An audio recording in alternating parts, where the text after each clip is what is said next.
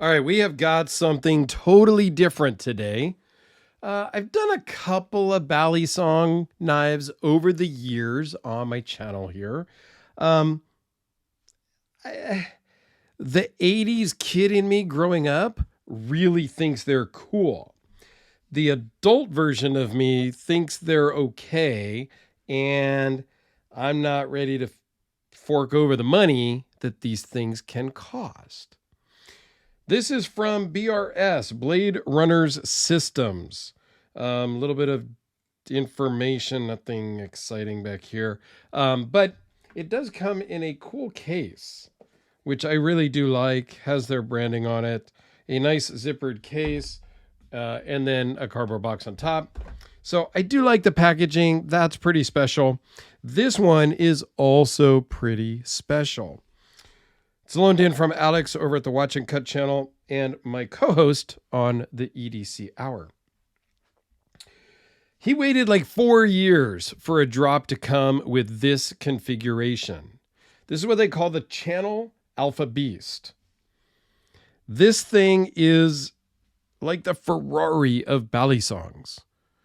BRS is known for being high-end, top of the line when it comes to this. This is not your 80s style cold steel gas station $25 $40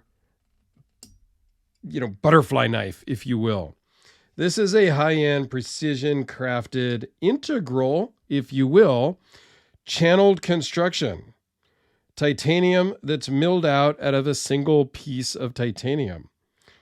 That part is pretty cool right away. Runs on bearings. And it's just super cool. I'm not going to get into Mr. Trickster because I'm not the trickster dude. One thing I did find odd, and I totally forgot to ask Alex about it, was in other Bally songs that I have reviewed and or owned or whatnot over the years, the clamp side is usually the side that you hold. However, if you're holding the clamp side and you flip this around, as you go this way, the blade is now on your hand. And when you open it, you're holding it the wrong way. So this particular one, unless I'm missing it, and I don't know, there is actually a spot on the BRS website where they teach you how. There's some tips and tricks on how to use theirs. So maybe there's just some trick I don't know. I'm not going to get too fancy dancy with this thing, but yeah, it's pretty cool nonetheless. And then what you do is you just squeeze the handles, you clamp it, and that friction and that pressure holds it closed. So a couple of specs: 5 3/4 closed, 9 7/8, almost 10 inches overall. It's a big boy for sure. Nice clip point blade, bead blasted, 4.47 on the blade. I don't know what the blade steel is on this one. Forgot to ask Alex that also, but when I looked online, they made these out of 154 cm and S35, and I didn't see any markings. One of the things I do really like is the spine is kind of crowned and chamfered. It's flat up here on the clip point part. It's very sharp, and it's just cool. But again, I'm just an old dude now and am not into the tricks and stuff. And even when I was younger, I was never good at the tricks and the flipping and all of that nonsense. I think it's super cool. I just never got into that. Weighs in at 5.2 ounces. There is no pocket clip. There is no sheath. There's no nothing. So you just go old school like we did in the 80s when I was a kid. You just stuck the thing in your back pocket next to your big comb because everybody had a comb or a hair pick or something, right? I think mine was the Goody comb that I used to have. Okay, I'm dating myself now. If I find a picture, I'll try to put it in the corner. It might be fun. I think it's a cool knife. Like, yeah, they're not cheap. The channel ones, They make some other models that are cheaper. They make some $300 ones.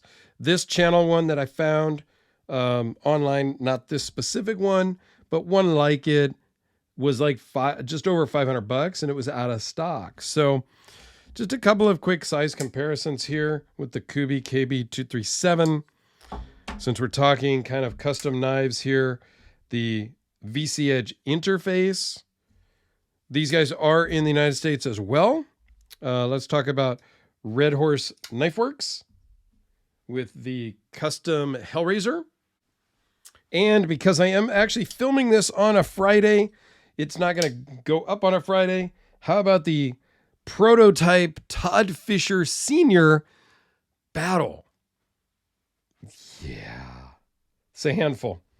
I still need to do the video on this guy, but yeah, stay tuned. I will talk more about this in its own video and compare it with the battles that Frank, Todd's son, has built, because that's really going to be the crux of that video.